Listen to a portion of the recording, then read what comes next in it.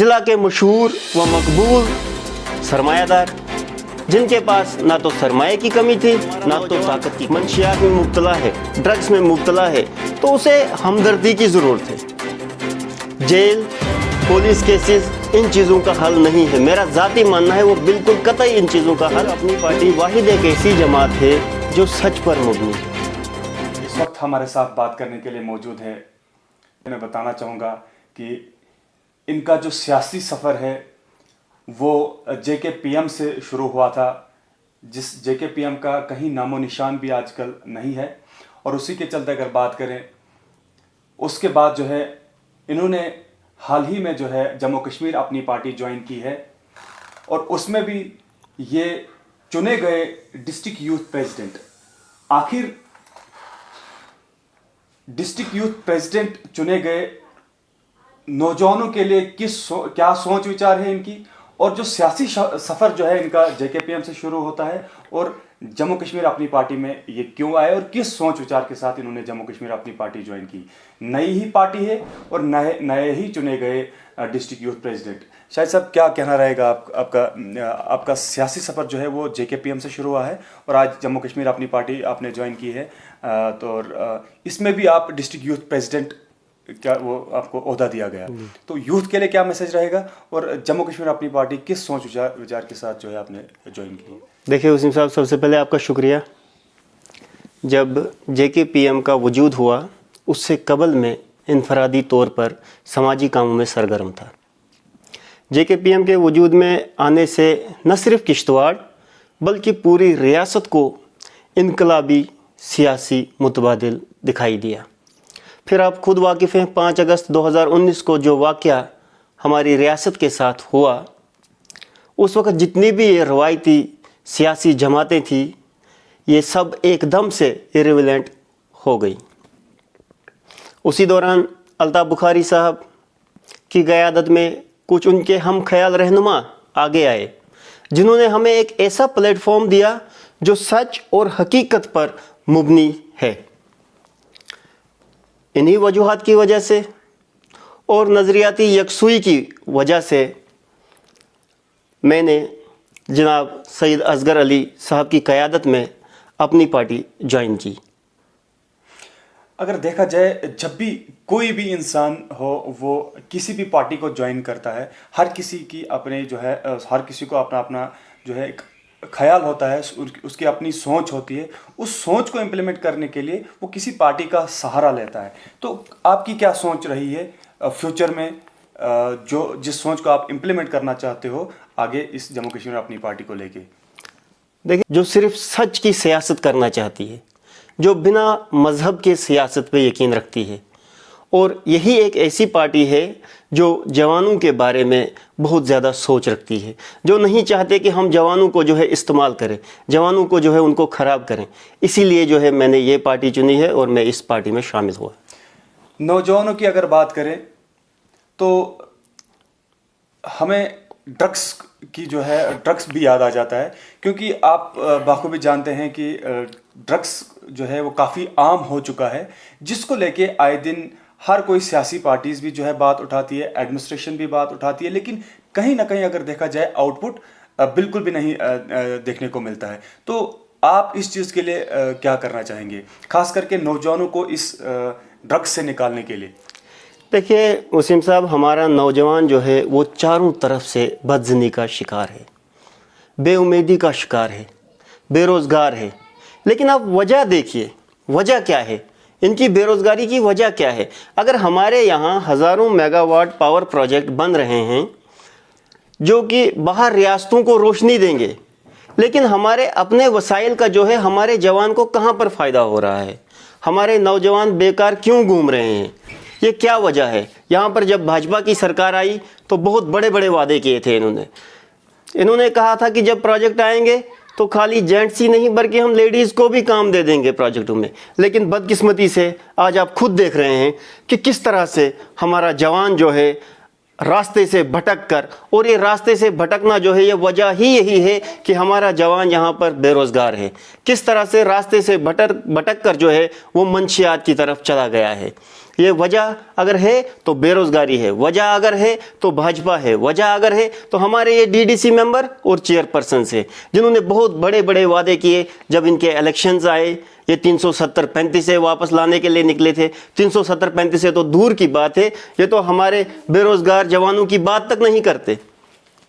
यहाँ तक आप मान लीजिए कि ये अंदर तो प्रोजेक्टों में बात करने के लिए जवानों की जाते हैं, लेकिन दरवाजे बंद करके जो है अंदर अपने काम ले लेते हैं, उनसे अपने ठेकेदारी संभालते हैं। कोविड का मसला ले लीजिए, कोविड आया तो इन्होंने कौन सा काम किया, इन्होंने समाज के लिए कौन सा काम किया? ये सवाल जो आपने मुझसे पूछा है ये बेहतर होता कि अगर आप यहाँ के भाजपा के एमएलए या फिर इन डीडीसी मेंबर या चेयरपर्सन से पूछते। अब गलत आदमी से ये सवाल पूछ रहे हैं, लेकिन हम अब क्या करने वाले हैं।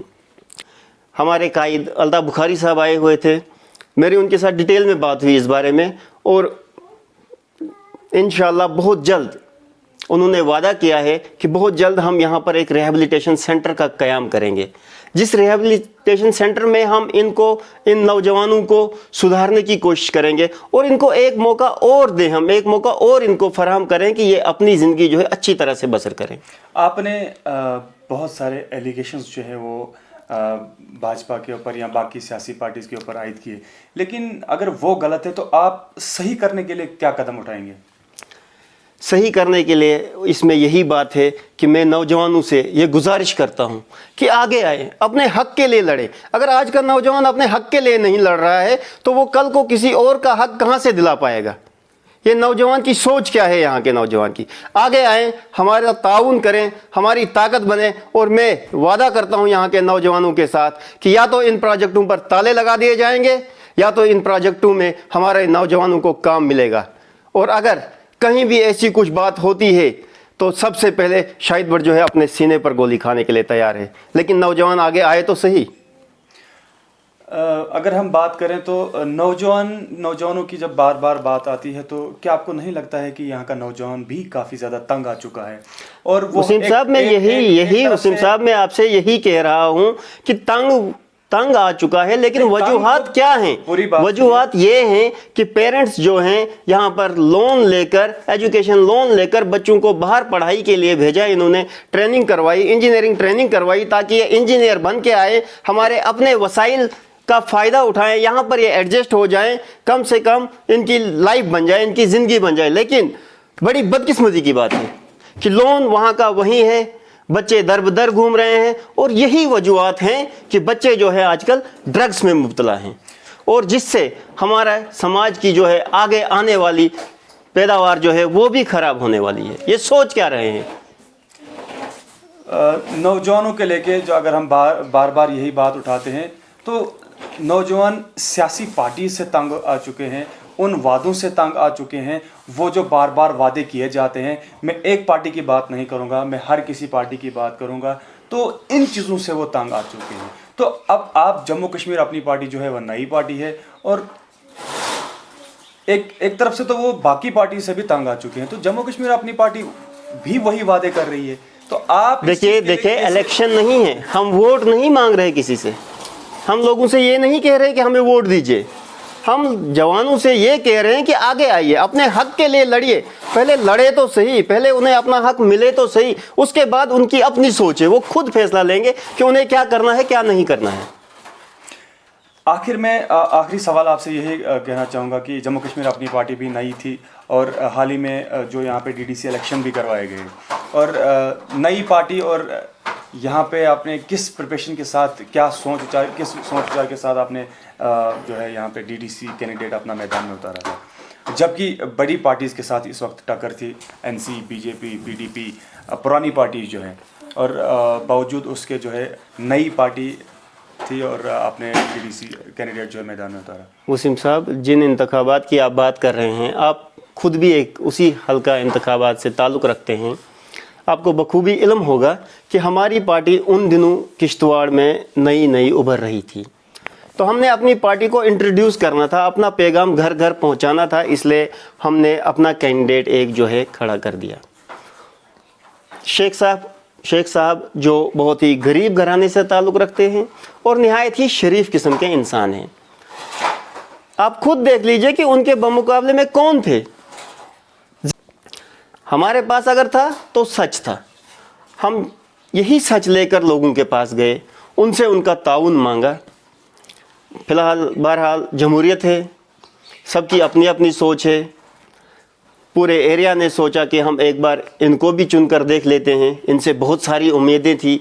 आज आप खुद रिपोर्टर भी हैं, खुद आप देख रहे हैं कि हमारे कितने काम हो रहे हैं, कितने काम हो चुके हैं। ये आप अच्छा कर लेते कि अगर इनसे ये सवाल आपने पूछा होता कि डीडीसी मेंबरान ने क्या किया। ये तो बहुत बड़े बड़े वादे लेकर आए थे, लेकिन इन्होंने किया क्या। आप अगर खुद नज़र दौड़ाएं चारों तरफ से तो ज़ीरो काम है इनका कोई काम नहीं है, बिल्कुल फेल हो चुके हैं। अगर ये कुछ नहीं कर पा रहे हैं, अगर इनसे कुछ नहीं हो पा रहा है तो अच्छा है कि ये इस्तीफ़ा दे दें, ये छोड़ दें। शुक्रिया हमारे साथ बात करने के लिए। तो district youth president Jammu Kashmir अपनी पार्टी के शाहिद हुसैन भट्ट नई पार्टी है, और अब देखना ये होगा कि जिस तरीके से यहाँ पे इन्होंने अलग अलग सियासी पार्टीज़ के ऊपर जो है एलिगेशंस लगाए, जो इल्ज़ामात जो है आयद किए कि यहाँ का डीडीसी कैंडिडेट, यहाँ के डीडीसी जितने भी मेंबर्स हैं, जितने ब्लॉक्स हैं, हर किसी ब्लॉक की अगर बात की जाए तो डेवलपमेंटल इश्यूज़ को लेके जो है वो टोटली फेल है। उसी के चलते जो वादे किए गए थे किसी भी सियासी पार्टीज़ की अगर बात करें, बीजेपी, एनसी, पीडीपी, किसी भी पार्टी की अगर बात करें, उन्होंने भी वादे किए थे। और उसके बाद ही जो डीडीसी इलेक्शंस करवाए गए थे, उन्होंने जो वादे किए थे कि जो है वो गरीब की हक की बात करेंगे, उनका ताउन करेंगे, गरीब को लेके वो आगे बढ़ेंगे। लेकिन क्या जम्मू कश्मीर अपनी पार्टी भी वैसे ही करेगी, या फिर जो 70 सालों से जो उनका जो सिस्टम चलता आ रहा है, जम्मू कश्मीर अपनी पार्टी का भी वैसा ही सिस्टम आगे देखने को मिलेगा। देखने वाली बात तो ज़रूर रहेगी।